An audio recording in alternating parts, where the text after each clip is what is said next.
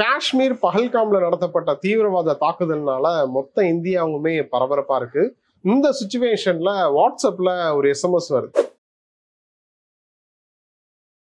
அந்த எஸ்எம்எஸ்ல என்ன குறிப்பிட்டிருக்காங்க அப்படின்னா, இந்திய ராணுவத்துக்கு நீங்க உதவணும்னு நினைச்சா உதவலாம், இந்திய ராணுவ வீரர்களுக்கு உதவணும்னு நினைச்சா உதவலாம், ₹1 கூட நீங்க அனுப்ப முடியும். உங்களால ₹1 ஒருத்தர் அனுப்பும்போது சின்ன அமௌண்டா தெரியலாம், ஆனா பல கோடி பேர் ஒவ்வொருத்தருமே ஒவ்வொரு ரூபாவும் அனுப்பும்போது அது மிகப்பெரிய தொகையா இருக்கும்.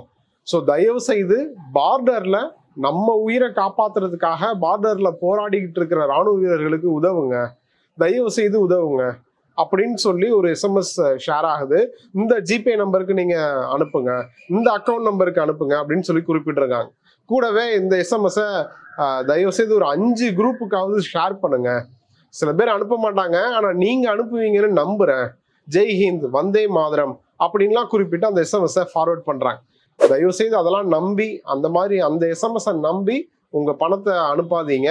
ஏன்னா அந்த எஸ்எம்எஸ்ல, அந்த ஃபார்வர்டு எஸ்எம்எஸ்ல குறிப்பிட்டிருக்கிற அக்கௌண்ட் நம்பர் ஃபேக். இதுல வேற நடிகர் அக்ஷய் குமார் தான் இந்த திட்டத்தையே சொல்லியிருக்காரு. பிரதமர் நரேந்திர மோடிட்ட இந்த ஸ்கீமை சொன்னதே அவர் தான் அப்படின்னு வேற குறிப்பிட்டு எஸ்எம்எஸ்ல மென்ஷன் பண்ணி ஷேர் பண்றாங்க. ஸோ இதை தயவு செய்து நம்பி ஏமாந்துடாதீங்க. நான் ஆல்ரெடி சொன்ன மாதிரி தான், இந்த எஸ்எம்எஸ்ல குறிப்பிட்டிருக்கிற அக்கௌண்ட் நம்பர் ஃபேக். இதை நான் சொல்லல, மத்திய அரசே சொல்லியிருக்காங்க. உங்களுக்கெல்லாம் மனசாட்சியே இல்லையாடா அப்படின்னு தான் கேட்க தோணுது. ஏன்னா மொத்த இந்தியாவுமே மொத்த நாடுமே இந்த சம்பவம் குறித்து ஒரு பரபரப்பான நிலையில இருக்கும்போது, இது குறித்து ஒரு அச்சம் நிலவும் போது, அது இப்படியான ஒரு எஸ்எம்எஸ் அனுப்பி ஸ்கேம் பண்றது அப்படின்றது என்ன மாதிரியான மனநிலைன்னு தெரில. ஸோ இதெல்லாம் யார் பண்ணுவா, அந்த கும்பல் தான் பண்ணும், இந்த கும்பல் தான் பண்ணுவோம் அப்படின்னு இந்த ஸ்கேம் பண்ணக்கூடிய விஷயத்த பண்ணிட முடியாது. ஏன்னா இந்த அக்கௌண்ட் நம்பரை சேஞ்ச் பண்ணி ஃபார்வர்ட் பண்றதுன்றது யார் வேணாலும் யாராலையும் இதை பண்ணிட முடியும். ஸோ அந்த மாதிரிலாம் தயவு செய்து இப்படி வர எஸ்எம்எஸ்ஸை நம்பி பணத்தை அனுப்பிடாதீங்க. இதுக்கு மத்திய அரசு ரியாக்ட் பண்ணியிருக்காங்க. இந்த மாதிரி எஸ்எம்எஸ் ஃபார்வர்ட் ஆகுது, இதை நம்பாதீங்க, இது ஒரு மிஸ்லீடான ஒரு எஸ்எம்எஸ், அதில் குறிப்பிட்டிருக்கிற அக்கௌண்ட் நம்பர் ஃபேக் ஆனது அப்படின்ற மாதிரி மென்ஷன் பண்ணியிருக்காங்க.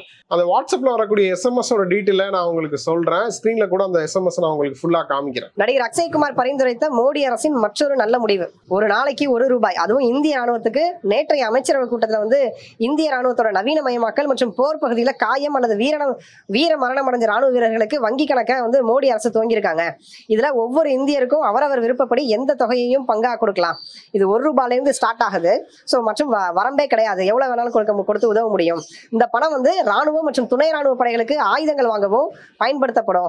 ஸோ கனரா பேங்க்ல ராணுவ நலநிதி போர் விபத்து நிதி கணக்கை திறந்திருக்காங்க. ஸோ இது திரைப்பட நடிகர் அக்ஷய் குமாரோட மாஸ்டர் ஸ்ட்ரோக்கு. இந்தியா வல்லரசாக மாறுறதை யாராலையும் தடுக்க முடியாது.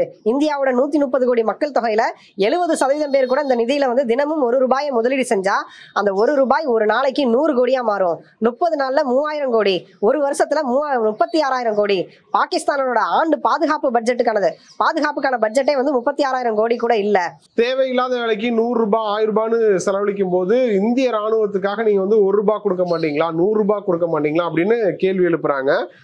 அப்படின்ற மாதிரி பயங்கரமா, அதாவது என்னன்னா, இந்த சிச்சுவேஷன்ல இப்படியான ஒரு எஸ்எம்எஸ் இல்ல இந்த மாதிரியான ஒரு விஷயத்த படிக்கும்போது கண்டிப்பா மக்களுக்கு மேபி சரி கொடுத்து உதவுமே அப்படின்ற ஒரு எண்ணம் வரும் இல்லையா, அதை தான் இந்த மோசடி கும்பல் யூஸ் பண்ணிக்கிறாங்க. ஸோ நீங்க அனுப்புற பணம் நேரடியா ராணுவ உதவி மற்றும் பாதுகாப்பு அமைச்சகத்தின் போர் விபத்து நிதியில் டெபாசிட் செய்யப்படும்.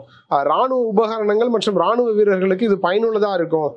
ஸோ எனவே இந்த பிரச்சாரத்துல கண்டிப்பா உங்களை இணைச்சிக்கோங்க, ராணுவத்துக்கு நேரடியா உதவுங்க. ஸோ கீழே பேங்க் டீட்டெயில் கொடுத்துருக்கோம் அப்படின்ற மாதிரி குறிப்பிட்டு பேங்க் டீட்டெயில் கொடுத்துருக்காங்க. அதுல தான் ட்விஸ்ட் வருது. என்ன அப்படின்னா, இது ரிலேட்டடா இந்தியா டுடேல ஃபேக்ட் செக் பண்ணியிருக்காங்க. அப்போ அவங்க என்ன சொல்லியிருக்காங்க அப்படின்னா, ஸ்கீம் கீழே பணம் கலெக்ட் பண்றது அப்படின்றது ஆயுதங்களை வாங்குறதுக்கான ஒரு விஷயம் கிடையாது.